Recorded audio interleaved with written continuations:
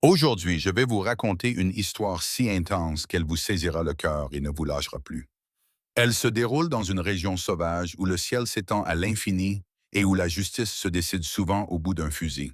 C'est une terre sculptée par les tempêtes, façonnée par la survie et gouvernée par ceux qui ont le courage de défendre leur position. Et tout a commencé par une menace murmurée à la lueur du feu.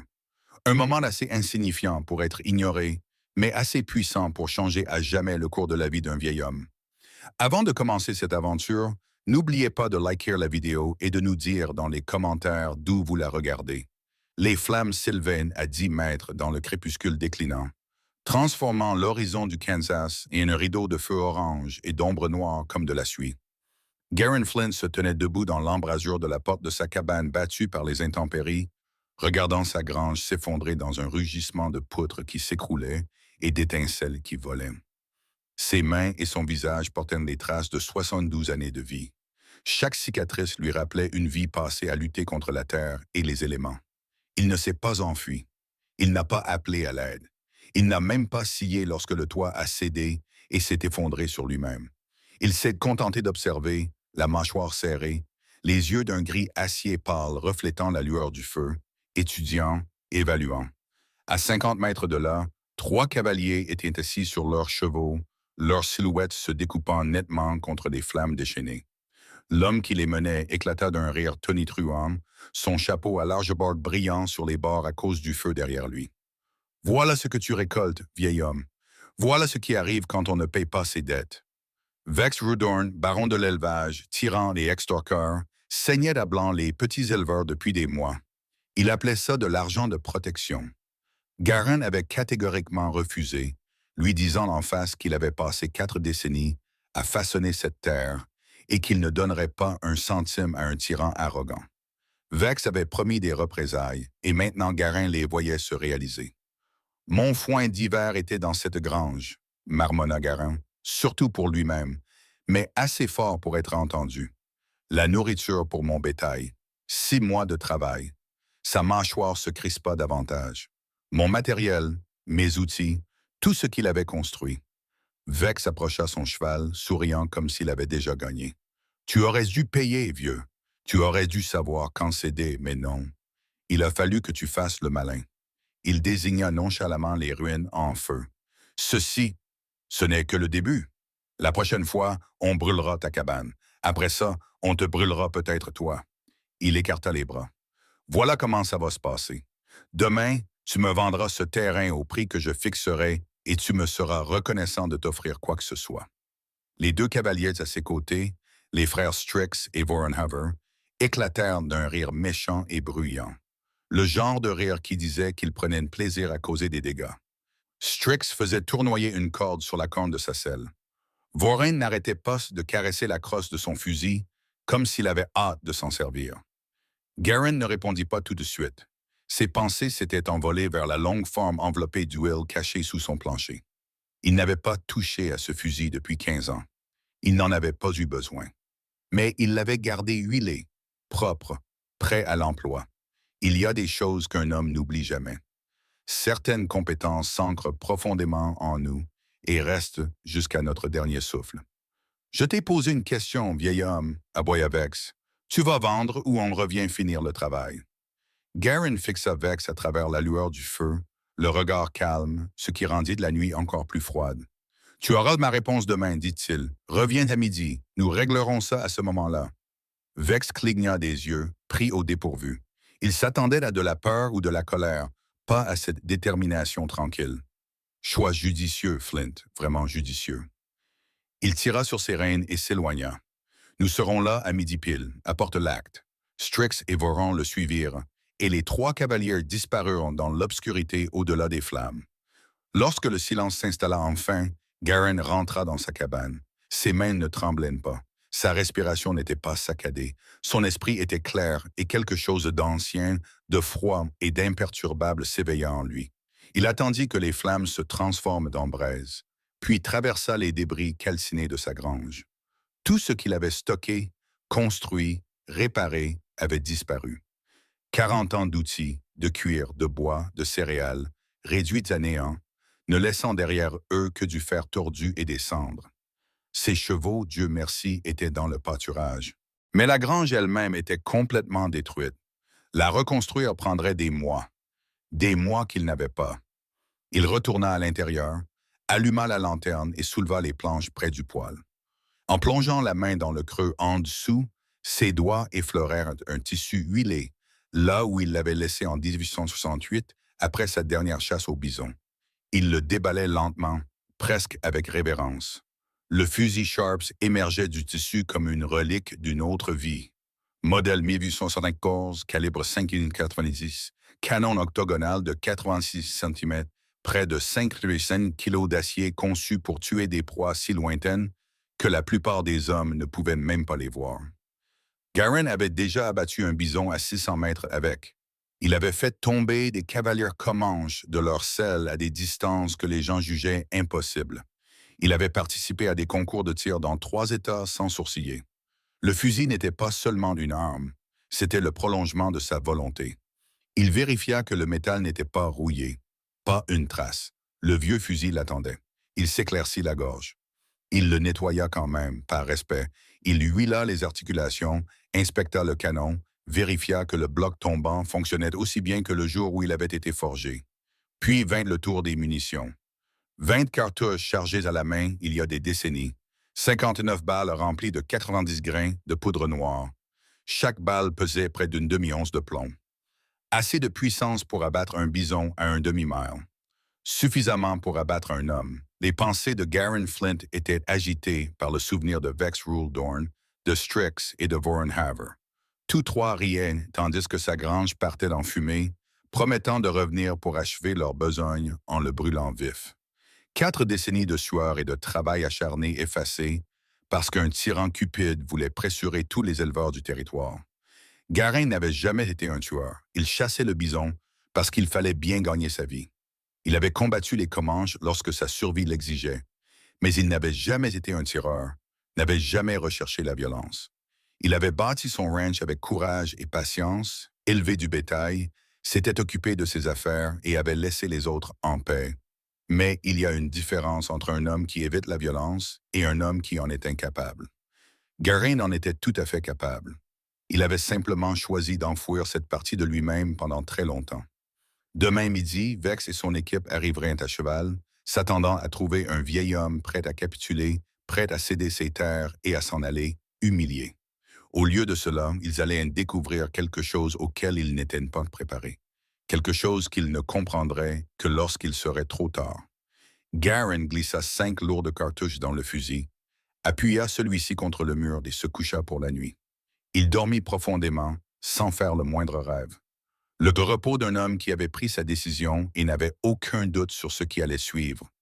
L'aube fut fraîche et froide. Garin se réveilla tôt, prépara du café, fit frire du bacon et des œufs et mangea lentement, avec détermination. Un homme avait besoin de force pour ce qui l'attendait. Il enfila ses vêtements de travail, un pantalon en toile, une chemise en laine, un vieux gilet en cuir, la tenue simple d'un éleveur vacant à ses occupations.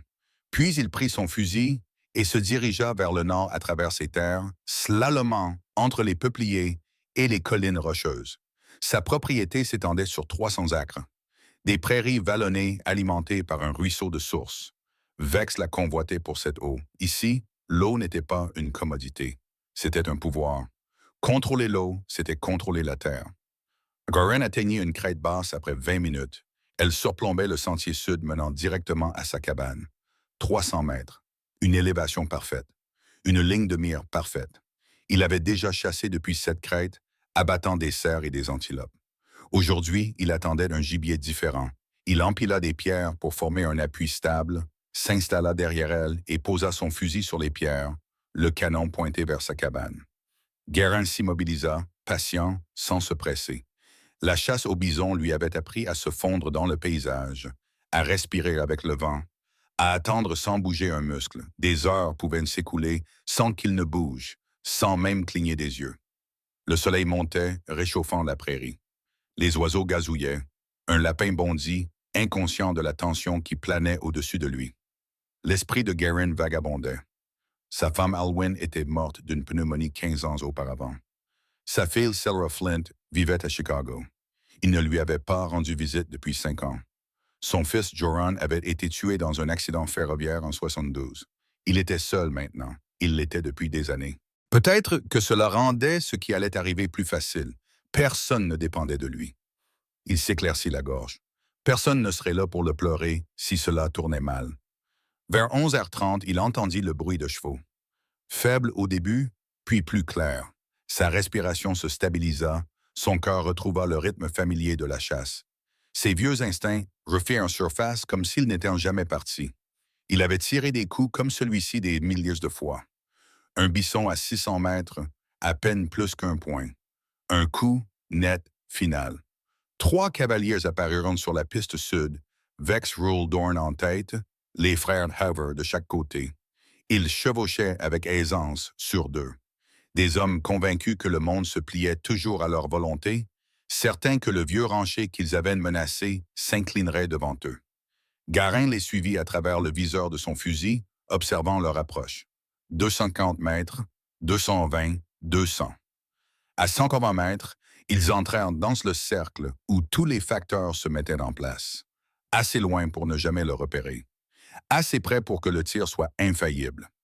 Vex arrêta son cheval devant les ruines noircies de la grange, scrutant la cour silencieuse. « Flint !» cria-t-il. « Sors de là! Il est temps de finir ce qu'on a commencé. » Le doigt de Garin reposait doucement sur la gâchette. Ses poumons se vidèrent. Le monde se réduisit à un cadre étroit. Vue, cible, appuyé. Flint. Vex aboya à nouveau, l'irritation transparaissant dans sa voix. « Ne complique pas les choses, sors de là. » Strix Hover ricana. Peut-être que le vieux fou s'était enfui. Peut-être qu'il se cachait à l'intérieur, tremblant comme un lapin. Voron tapota son arme avec avidité. Alors on le traînera dehors. On lui apprendra ce qu'est la pure. Garin centra le viseur sur la poitrine de Vex. 180 mètres. Un souffle de vent venant de l'ouest, 3 mètres par heure tout au plus. Cela n'avait aucune importance pour lui. Le tireur d'élite posa son arme fermement sur le repose-main en pierre. Les mains de Garin ne tremblaient pas. Elles ne tremblaient même pas. À 72 ans, elles étaient toujours aussi solides. Pendant un instant, il envisagea de crier un avertissement, de leur dire de faire demi-tour pour sauver leur vie. Mais les avertissements étaient inutiles avec des hommes qui refusaient d'entendre raison. Ces trois-là avaient brûlé sa grange, menacé sa vie, promis de s'emparer de ses terres. Ils avaient fait leur choix, et Garin Flint était sur le point de faire le sien. Vex Ruledorn et ses hommes avaient prouvé qu'ils n'avaient pas une once de bon sens. Ils avaient incendié la grange de Garin Flint, menacé de le brûler vif, promis de s'emparer de tout ce qu'il possédait. Ils avaient choisi leur voie. Maintenant, Garin choisissait la sienne. Son doigt se crispa. Les coups de feu retentirent comme un roulement de tonnerre, un rugissement profond et sauvage. La cartouche massive 5,90 jaillit du canon dans un éclat de flammes et de fumée. Le recul frappa l'épaule de Garin. Familier, attendu, contrôlé. Le bruit résonna à travers la prairie comme un coup de canon. À 190 mètres de là, Vex Ruledorn fut projeté en arrière de son cheval comme si une force invisible l'arrachait de sa selle.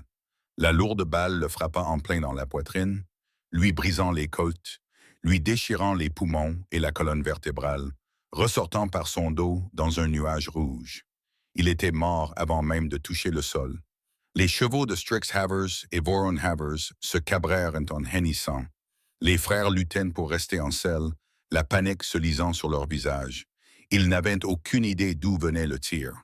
Ils ne voyaient pas Garin. Ils savaient seulement que leur chef avait été pulvérisé par quelque chose qui ressemblait à un coup de fusil de chasse. « Qu'est-ce que c'est que ce bordel ?» hurla Voron en sortant son pistolet et en se retournant sur sa selle, cherchant frénétiquement. Où?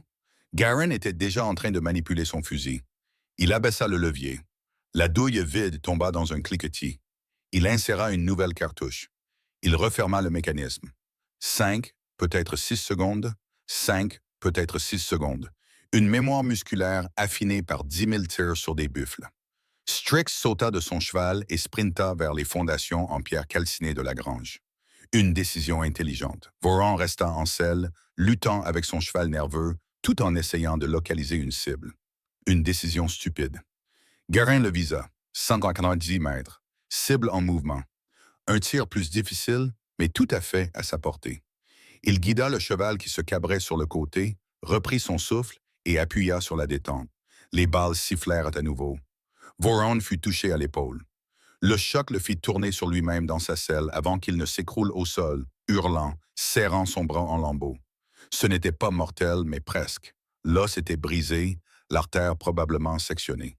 Il allait se vider de son sang d'ici peu. Strix disparut derrière les fondations en pierre. Il n'en restait plus qu'un. Garin rechargea son arme avec un calme et une précision implacable. Il lui restait 18 balles, bien plus qu'il n'en aurait jamais besoin. Strixhaven s'accroupit derrière les fondations, le cœur battant si fort qu'il en secouait ses côtes. Vex était mort, Voron était en train de mourir, ses cris déchirant le silence du matin, et Strix n'avait aucune idée d'où provenaient les tirs. L'écho des collines rendait impossible toute indication de direction. Nord, est, il ne pouvait pas le dire. Voron Strix cria « Voron, tu peux bouger? Je suis touché. » La voix de Voron se brisa de terreur. « Strix, je suis gravement touché. Aide-moi. »« Où est le tireur? Je ne sais pas. Je ne le vois pas. »« Strix, je saigne. Mon Dieu, je saigne beaucoup. » Strix prit le risque de regarder par-dessus les fondations. Voron gisait à 20 mètres de là, en terrain découvert, recroquevillé sur son épaule, le sang coulant entre ses doigts. Son cheval s'était enfui. Le corps de Vex gisait immobile dans la boue. Au-delà, il n'y avait rien d'autre que de hautes herbes, des rochers éparpillés et un ciel vide. Mais le vieil homme était là, quelque part, avec un fusil qui frappait comme un canon. Un fusil à buffle, sans aucun doute. Strix les avait entendus autrefois, à l'époque où les peaux avaient encore de la valeur. D'énormes fusils qui pouvaient tuer à des distances inaccessibles à un fusil ordinaire. Flint a dû être chasseur de buffles autrefois. Il a gardé son fusil toutes ces années, et maintenant il s'en sert contre eux. « Flint! » hurla Strix. « Flint! Espèce de vieux salaud! C'est un meurtre! Vous tuez des hommes sans défense! » La voix de Garin lui parvint de loin, plate, froide, inébranlable. « Vous avez brûlé ma grange, menacé ma vie, et vous êtes venu voler mes terres. À mon avis, vous n'avez que ce que vous méritez. » Une sueur froide coula le long du dos de Strix. Les choses ne s'étaient jamais déroulées ainsi. Ils avaient racketé les éleveurs pendant des mois. Personne n'avait résisté. Pas une seule âme. De vieux fermiers et des cow-boys épuisés, trop fatigués pour se défendre. Mais Garin Flynn, Garin était d'une toute autre trempe. « Je paierai, s'écria Strix. Je paierai pour la grange. Nous la reconstruirons. Laissez-nous simplement partir. » C'est trop tard pour ça, répondit Garin. Tu as choisi ta voie hier soir. Maintenant, tu dois la suivre. Les cris de Voron s'affaiblirent jusqu'à devenir de faibles halètements. Il se recroquevilla davantage, le visage blanc comme un linge. Strix reconnut les signes. Voron était en train de sombrer rapidement. Il ne lui restait peut-être que quelques minutes. Et si Strix restait sur place, il serait pour le prochain. Le vieil homme avait l'avantage de la crête, de la distance, de l'angle et de tout le temps du monde. Strix se décida. Il sortit de sa cachette et sprinta vers l'ouest, en direction d'un bosquet de peupliers à 50 mètres de là. S'il atteignait ces arbres, il pourrait peut-être revenir vers son cheval. Peut-être s'échapper, répondirent les tireurs d'élite. La balle frôla la tête de Strixhaven si près qu'il sentit l'air lui caresser la joue. Elle s'écrasa dans la terre à 3 mètres devant lui, projetant un nuage de poussière. Strix se plaqua contre le sol, le souffle coupé. Le vieil homme aurait pu le tuer. Il aurait pu lui transpercer la colonne vertébrale. Au lieu de cela, il avait délibérément manqué son coup. Un coup de semonce. La voix de Garin Flint résonna à travers la prairie ouverte. Le prochain ne manquera pas sa cible. « Retourne derrière ce mur, mon garçon. Nous allons discuter. » Strix rampait vers les fondations en pierre. Les jambes tremblant si violemment qu'il avait du mal à garder son équilibre. Voron Haver avait cessé de crier, cessé de bouger. Il était probablement mort.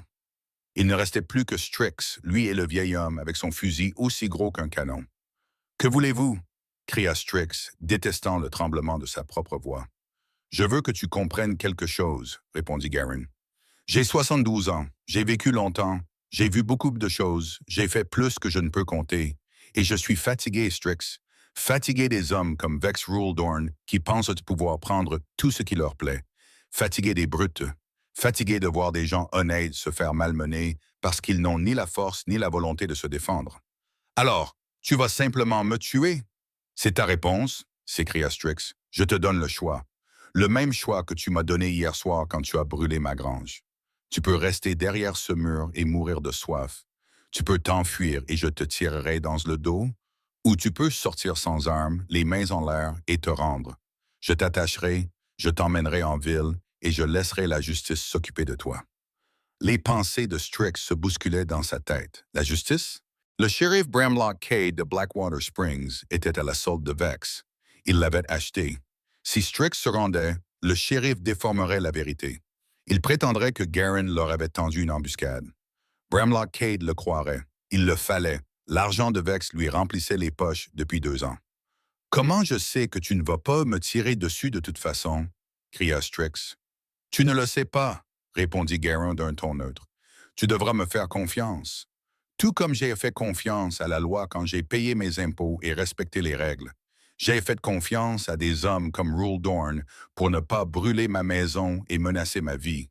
C'est drôle, la confiance. Strix fixa le corps inerte de Voran, le cadavre froissé de Vex. Il pesa le pour et le contre. Mourir ici comme un chien ou tenter sa chance avec un shérif corrompu qui pourrait peut-être être soudoyé. Peut-être pourrait-il s'enfuir avant le procès. Le territoire était vaste. Un homme pouvait disparaître s'il était intelligent. D'accord, cria-t-il. D'accord, je sors. Ne tirez pas. Je ne suis pas armé. Jetez d'abord votre arme à feu, puis votre couteau. Toutes les armes que vous cachez, tout. Strix obéit. Son revolver Colt tomba lourdement dans la poussière, puis son couteau, puis un petit derringer de sa botte. Il se leva lentement, les mains en l'air, sortant de derrière les fondations. Ses jambes étaient en caoutchouc, sa bouche était sèche. Tous ses instincts lui criaient de courir.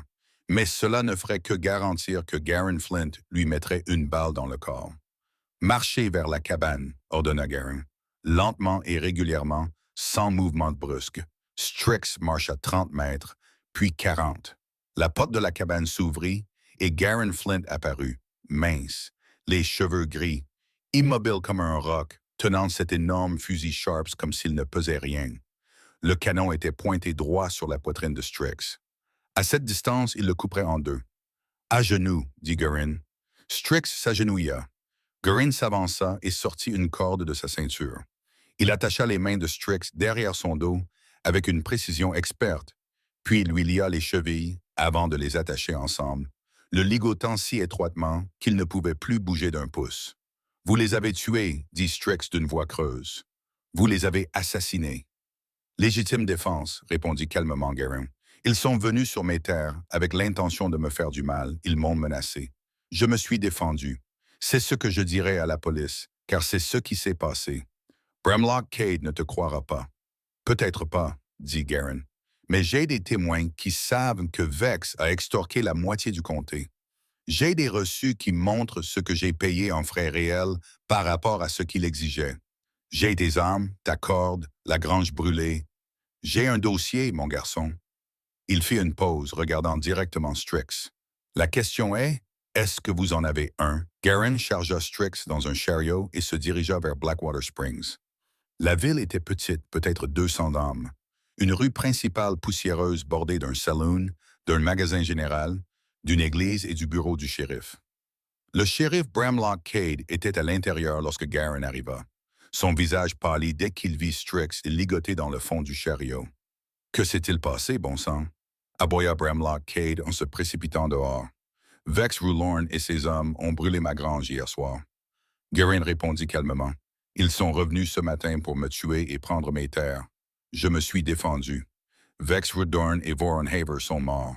Strix Haver s'est rendu. » Garin Flint dit que l'expression du shérif Bramlock Cade s'est crispée. « Vous avez tué Vex Rulorn. Vous l'avez tué. » « Légitime défense, répondit Garin. « Il est venu sur ma propriété armée et m'a menacé. J'ai des voisins qui ont vu la grange brûler, entendu les cris, et Strix peut confirmer ce qui s'est passé. » Le visage meurtri et terrifié de Strixhaven ne disait rien, mais le silence en disait long.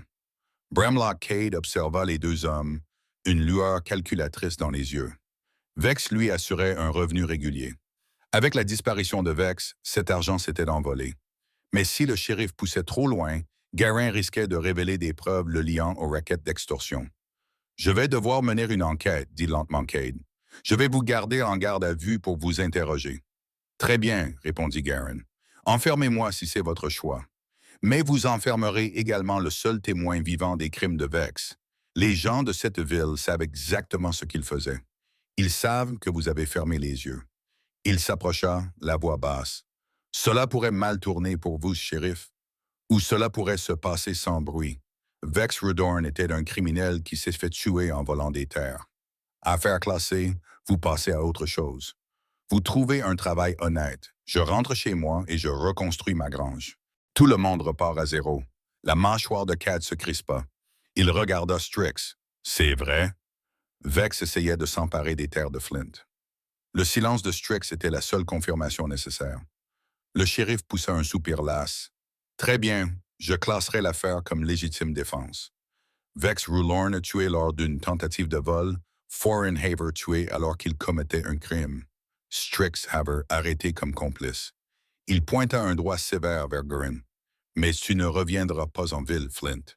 Reste dans ton ranch. Fais profil bas.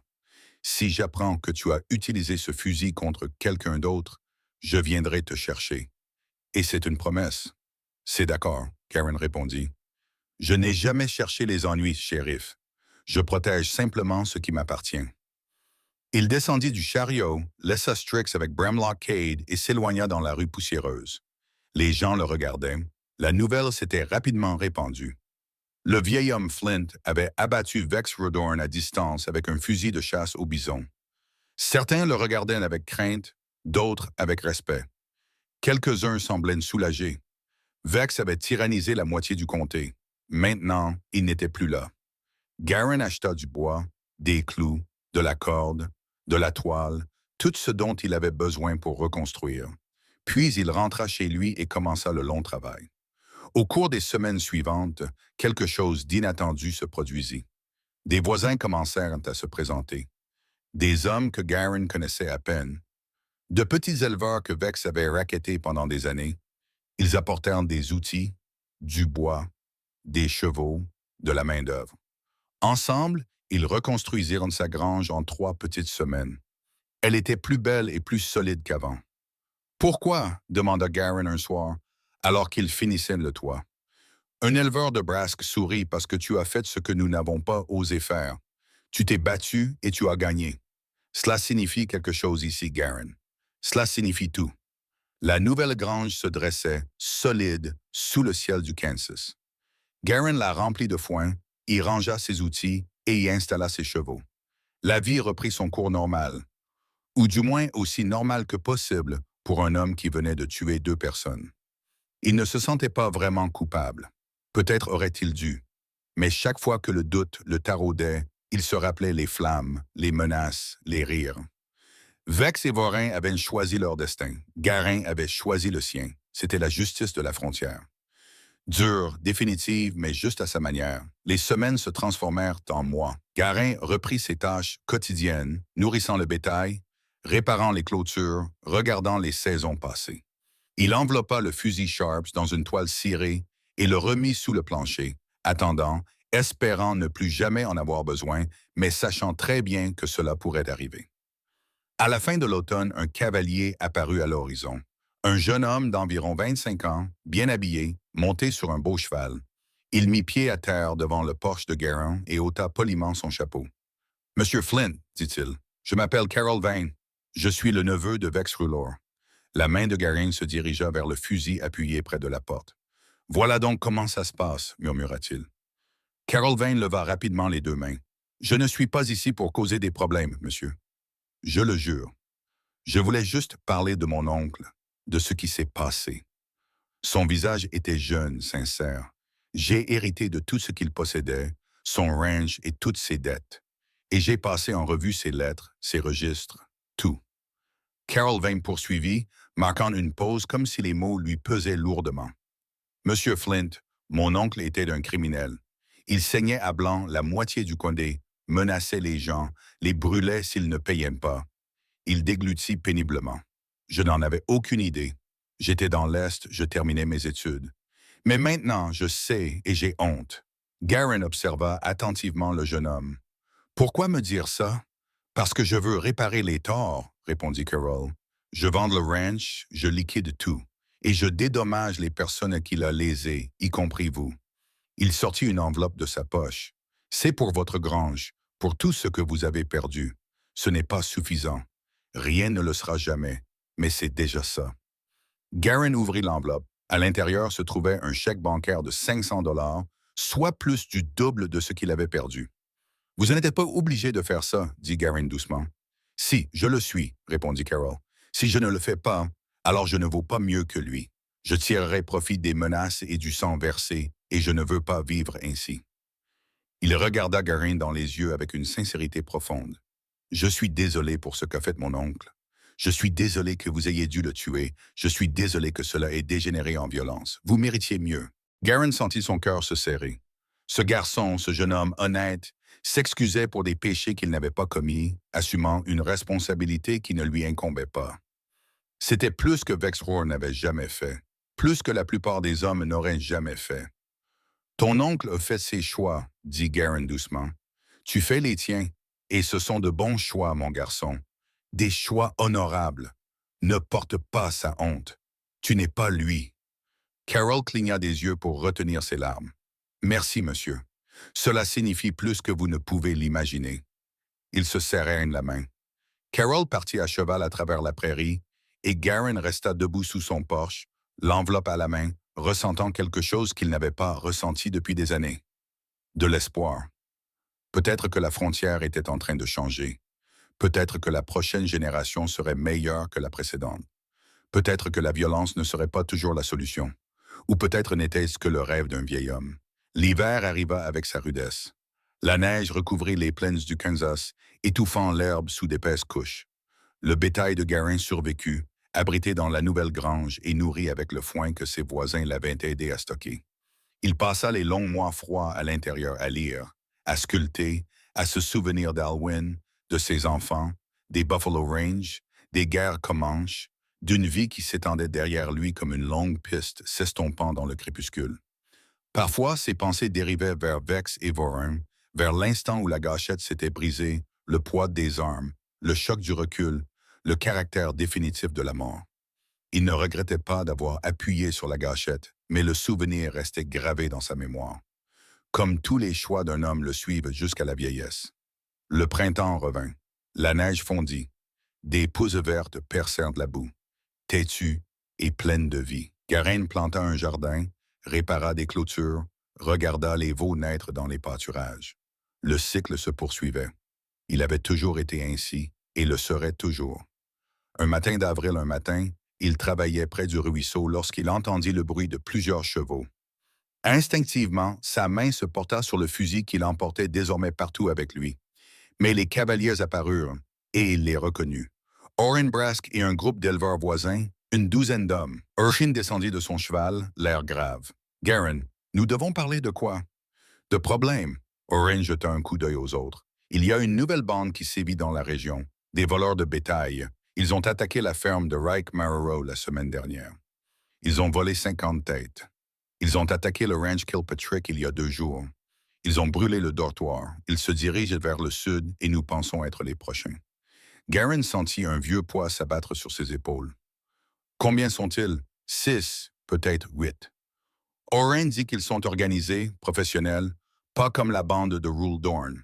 Ces types sont de vrais hors-la-loi, des tueurs. « Que veux-tu de moi? » demanda Garen. Orrin regarda les hommes derrière lui, des visages inquiets, des visages fatigués. « Nous voulons nous unir, dit Orrin, mettre nos hommes en commun, défendre ce qui nous appartient, mais nous avons besoin de quelqu'un qui sache se battre, quelqu'un qui l'ait déjà fait, quelqu'un comme vous. » Garen voulait refuser, voulait leur dire qu'il en avait fini avec les armes, fini avec la mort. Il était trop vieux, trop fatigué. Il avait porté assez de violence pour 10 vies, mais il regarda leur visage. Des hommes travailleurs, honnêtes, effrayés, prêts à tout pour protéger leur famille. Des hommes comme lui avant que Vex Rulorn ne le force à agir. D'accord, finit par dire Garin. Nous allons nous défendre, mais nous allons le faire intelligemment.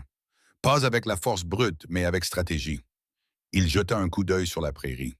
Ces voleurs de bétail pensent que les petits éleveurs sont des proies faciles. Nous allons leur prouver le contraire. Au cours de la semaine suivante, les hommes se préparèrent. Garin Flint leur enseigna tout ce qu'il savait. Comment choisir un terrain défensif, comment mettre en place des lignes de tir qui se chevauchent, comment organiser une embuscade sans gaspiller un seul coup de feu. Ils mirent en place des gardes, établirent des patrouilles tournantes et construisirent de même un système rudimentaire de signaux lumineux et de fumée. Ce qui n'était autrefois que des fermes éparpillées devint peu à peu une ligne de défense unifiée. Les ennuis ont commencé un mardi. 8 cavaliers ont fait éruption dans le ranch de Merritt Jarn au lever du soleil, armés jusqu'aux dents, sur d'eux, s'attendant à trouver des éleveurs effrayés qui s'effondreraient au premier coup de feu. Au lieu de cela, ils se sont heurtés à un mur de tir coordonné. Des coupes de feu ont retenti depuis les ravins, les meules de foin et les clôtures. Ce n'étaient plus des ouvriers agricoles paniqués. C'étaient des hommes qui avaient appris à se battre avec détermination. Les voleurs de bétail se sont retirés, désorientés. 2 d'entre eux ont été touchés.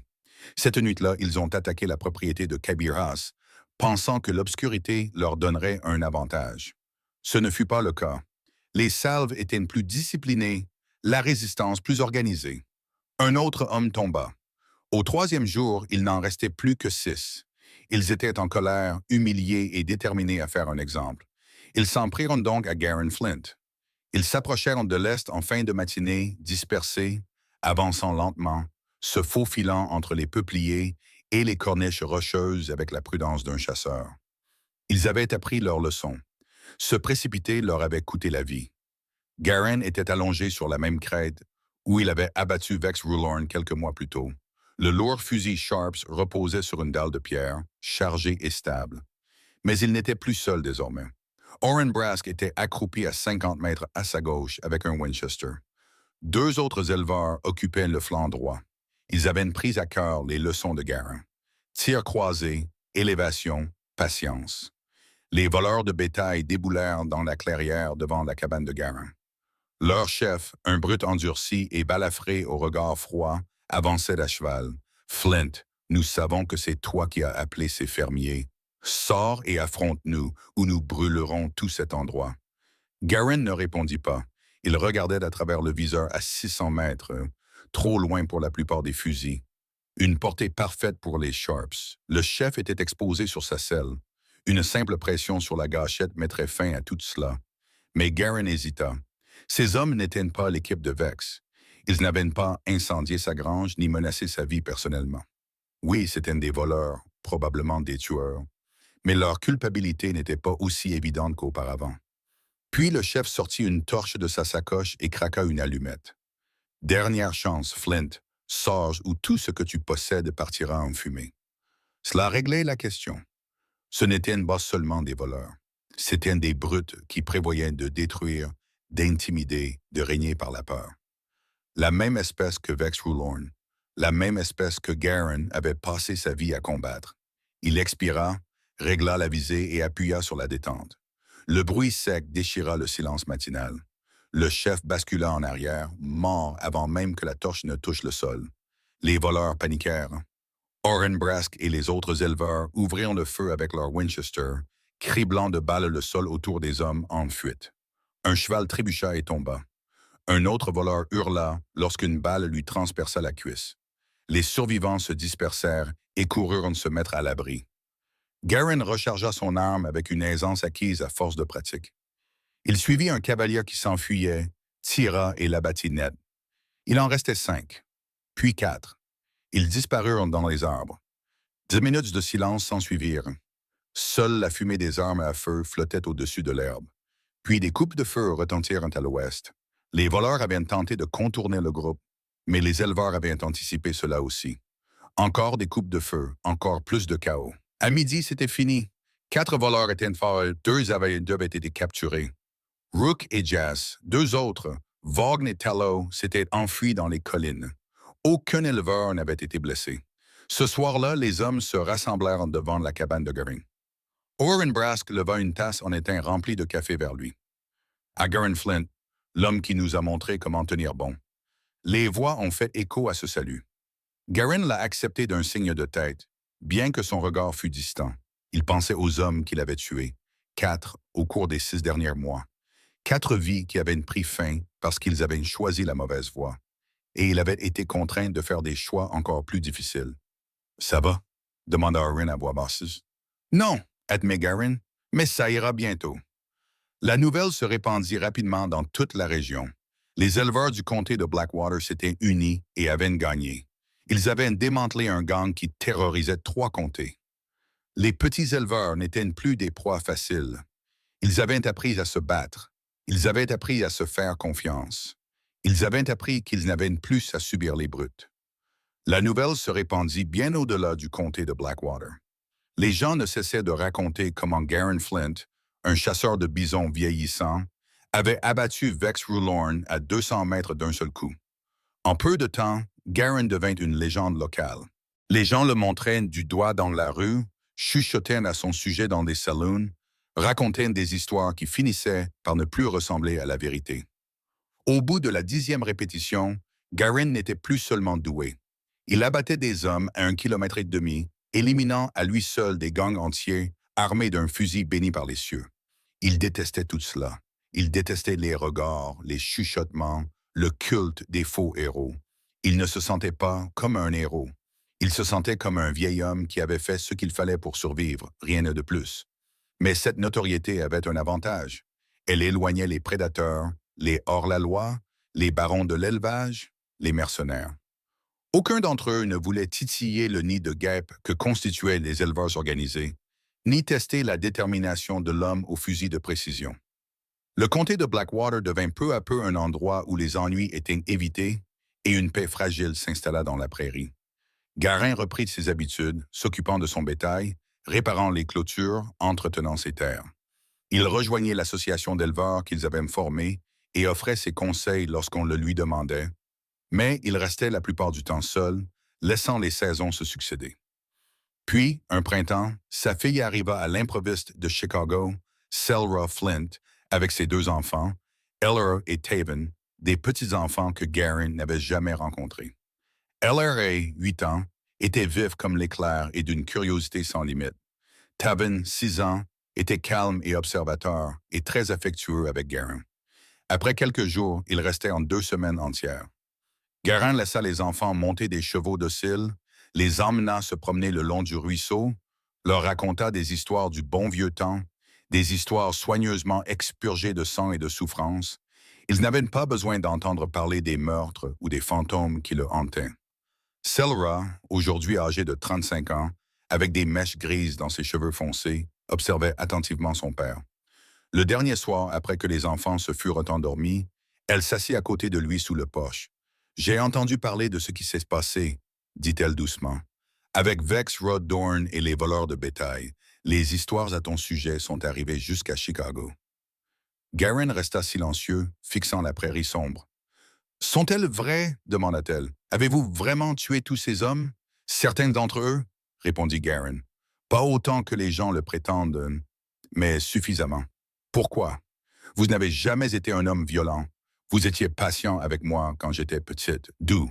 Je ne suis toujours pas un homme violent, dit Garin, mais je suis un homme qui ne s'incline pas.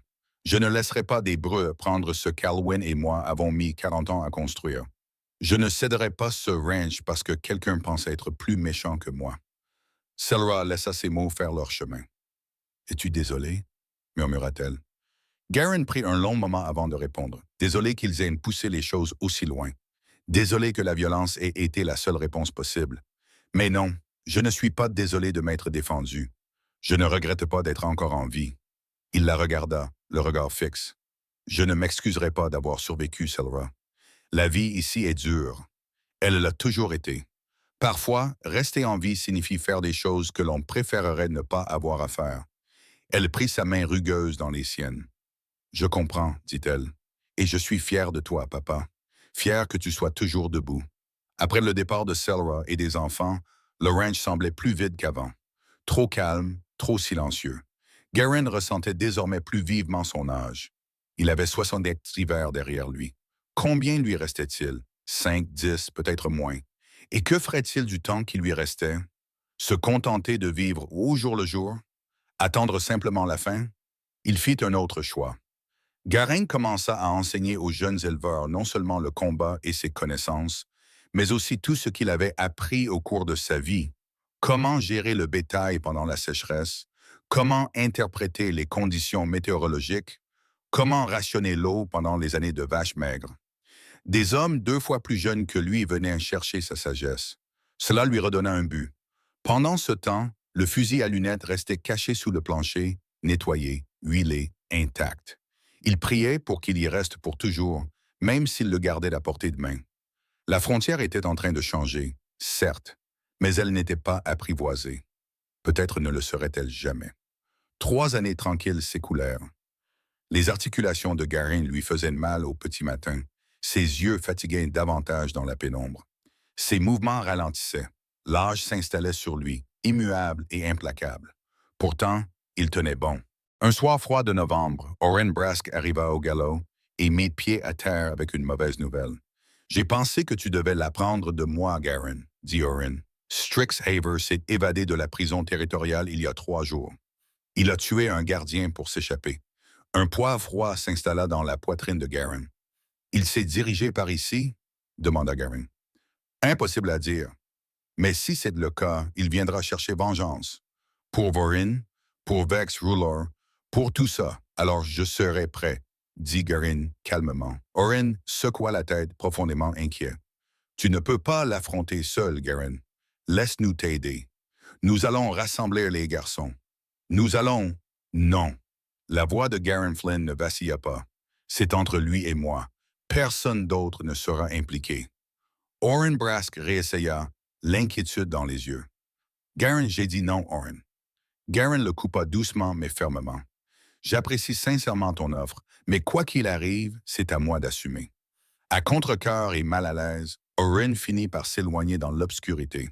Garin entra, souleva les planches lâches et sortit les vieux couteaux.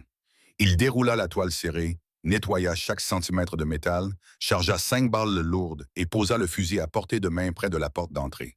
Puis il attendit. Si Strixhaven venait, ce ne serait plus long maintenant. L'hiver approchait et un fugitif ne pouvait pas se permettre de se cacher éternellement. 3 nuits de plus tard, Garin se réveilla en sentant une odeur de fumée. Il se leva d'un bond, fusil à la main. À travers la fenêtre, la lumière du feu vacillait. Sa meule de foin était en train de brûler. Et devant les flammes, dans une lueur orange, se tenait une silhouette qu'il reconnut avant même que l'homme ne parle.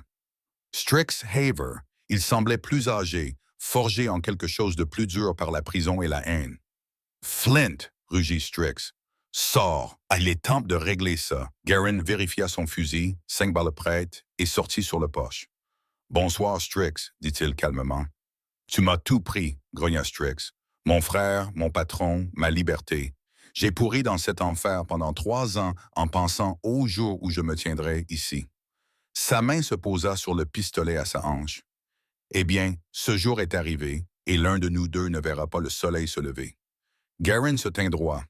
Un homme de 77 ans qui bougeait plus lentement qu'autrefois, mais qui savait toujours comment survivre. « Tu n'as pas à faire ça, Strix. » Il lui dit, « Tu pourrais partir, recommencer à zéro loin d'ici. » Strix eut un rire amer. « Recommencer à zéro? Je suis un prisonnier évadé, un meurtrier. Il n'y a pas de nouveau départ pour un homme comme moi. Il n'y a que la vengeance. » Il pointa Garin du doigt. « Tu vas payer pour ce que tu as fait. Je n'ai pris que ce que tu t'es infligé toi-même. » Garin répondit calmement. « Tu as brûlé ma grange. Tu as menacé ma vie. J'ai défendu ma maison. C'est tout ce qu'il y a à dire. Tu as assassiné mon frère. » Strix siffla, la voix cassée. « Tu as abattu Voron comme s'il n'était rien. Il était tout ce qui me restait, et tu me l'as volé aussi. » « Vorin a choisi son chemin, » dit Garin doucement. « Tout comme Vex Rudorn, tout comme toi. Chaque choix a un prix. » Le visage de Strix se déforma. « Alors assume le tien. Son âme se leva rapidement. La prison ne l'avait pas ralenti d'un pouce. Le pistolet sortit de son étui et commença à se lever. Mais Garen Flint avait passé un demi-siècle à tirer sur des bisons, des guerriers comanches et des cibles impossibles à atteindre à longue distance. Son instinct était gravé dans ses os. Le tireur d'élite se leva, visa et tira d'un mouvement fluide et habile. La balle 50-90 frappa Strix en plein dans la poitrine, le soulevant du sol et le projetant dans la poussière. Son pistolet tomba dans un bruit métallique sans avoir tiré. Garen s'approcha lentement, son fusil toujours prêt, mais ce n'était pas nécessaire. Le sang coulait sur la chemise de Strix, formant une tache noire à la lueur du feu. Strix haleta, la voix épaisse de sang. « Je ne pensais pas que tu en étais encore capable. »« Moi non plus, » murmura Garen. « Certaines choses ne s'oublient pas, je suppose. » Strix esquissa un sourire déchiré. Bien tiré, vieil homme. Il toussa une fois, frissonna, puis resta immobile, les yeux fixés sur le ciel froid de la nuit. Garen se tenait debout au-dessus de lui, se sentant incroyablement vieux, insupportablement fatigué. C'était le 5e homme qu'il tuait, et si Dieu le voulait, le dernier. Il enterra Strix à l'extrémité de la propriété. Pas de marque, pas de mots, juste de la terre, de la pierre et le silence. Puis il éteignit le foin en feu. Le feu avait pris tôt, les dégâts étaient minimes. Une fois le feu éteint, il retourna à l'intérieur, nettoya l'arme, l'emballa soigneusement et la cacha à nouveau sous le plancher. Le lendemain matin, il se rendit en ville pour signaler ce qui s'était passé. Le shérif Bramlock Gade remplit les papiers en soupirant. Un prisonnier évadé tué en commettant un autre crime. Légitime défense. Affaire classée. Il n'avait pas tort. Personne dans la région ne pleurerait la mort de Strix. Mais Garen, d'une certaine manière, le faisait. Pas pour Strix en tant qu'homme, mais pour ce qu'il symbolisait. Une autre jeune vie consumée par la colère et les mauvais choix. Une autre mort inutile. Une nouvelle entrée dans le long registre de la violence à la frontière. Quand cela cesserait-il? Quand la terre serait-elle enfin assez calme pour qu'un homme puisse défendre ce qui lui appartenait sans verser de sang? Peut-être jamais. Peut-être était-ce simplement le prix à payer pour la liberté aux confins de la civilisation. Garen Flint vécut encore 5 ans après la nuit où il tua Strixhaven. 5 années supplémentaires s'écoulèrent, remplies de travail au ranch, d'enseignement aux jeunes ouvriers et d'observation des changements progressifs qui s'opéraient autour de Garen Flint. En 1883, le chemin de fer finit par tracer son chemin à travers la prairie, amenant avec lui des familles, des commerçants et les premiers signes réels de civilisation. Les villes s'agrandirent, des écoles virent le jour, la loi se renforça. La frontière sauvage du Kansas commençait à s'adoucir. Garen ne reprit plus jamais les armes. Elles restèrent sous le plancher, enveloppées dans une toile cirée, intacte depuis la nuit où Strixhaven mourut. Et il y resta jusqu'à la fin. Il s'éteignit tranquillement un matin de printemps 1885, à l'âge de 82 ans, allongé paisiblement sur son lit, comme si le sommeil l'avait simplement emporté sans lutte. Orrin Brask le trouva 2 jours plus tard en passant le voir. Comme il le faisait souvent, Garen semblait calme, presque satisfait, comme s'il s'était enfin débarrassé d'un fardeau qu'il portait depuis bien trop longtemps.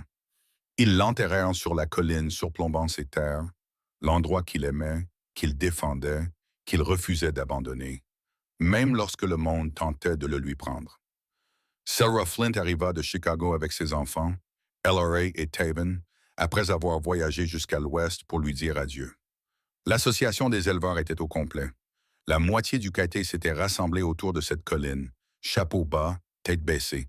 Ils ont parlé du courage de Garen, de ses leçons, de la force qu'il leur avait donnée lorsque le danger était imminent. Ils ont parlé de lui comme d'une légende. Garen aurait détesté ce mot. Il ne s'est jamais considéré comme un héros, juste comme un homme qui faisait ce qu'il fallait faire, un homme qui portait le lourd fardeau de la violence pour que les autres n'aient pas à le faire. Orrin Brask a prononcé l'éloge funèbre. Garen Flint était mon ami, commença-t-il. Il m'a appris à me défendre, à affronter les brutes sans perdre mon âme. Il a pris 5 vies, à ma connaissance, peut-être plus. Mais chacune d'entre elles était pour se défendre. Il n'a jamais voulu verser le sang. Il ne l'a jamais glorifié. C'était simplement un homme qui refusait de se laisser intimider. Et ici, pendant les moments les plus difficiles, Cela suffisait à tout changer. Après la cérémonie, Selra fouilla la cabane et trouva le vieux fusil sous le plancher. Elle le souleva, sentit son poids froid, comprit, peut-être pour la première fois, le fardeau que portait son père, la détermination qui l'avait façonné. Elle pensa le garder, puis secoua la tête. Au lieu de cela, elle en fit don à la Société historique du comté de Blackwater. La plaque sous le fusil disait « Le fusil Sharps Buffalo appartenait à Garen Flint, utilisé pour défendre les éleveurs du comté de Blackwater, 1880-1881, symbole de la détermination des pionniers, non pas de la violence pour la violence, mais de la force exercée au service de la justice. Le fusil repose toujours dans ce petit musée. Un rappel des années qui ont précédé le renforcement de la loi.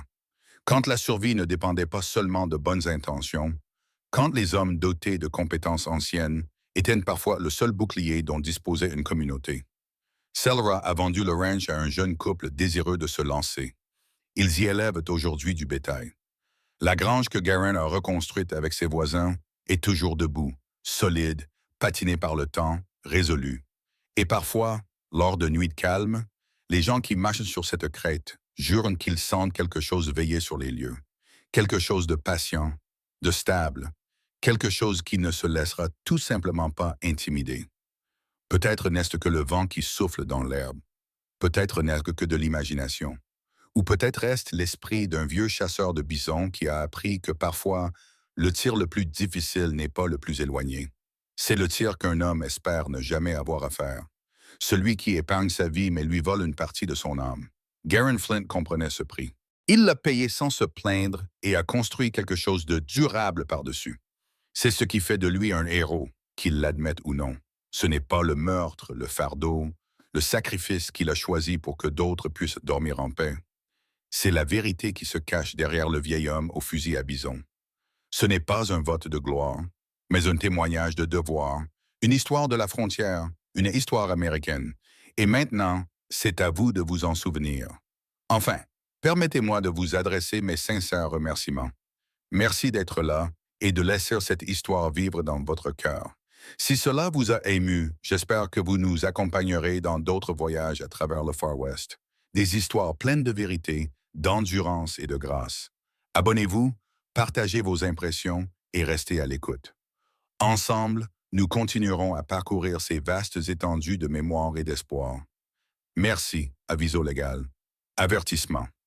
Nos récits s'inspirent du passé et sont recréés à des fins de divertissement uniquement, à l'aide d'interprétations fictives et dramatisées.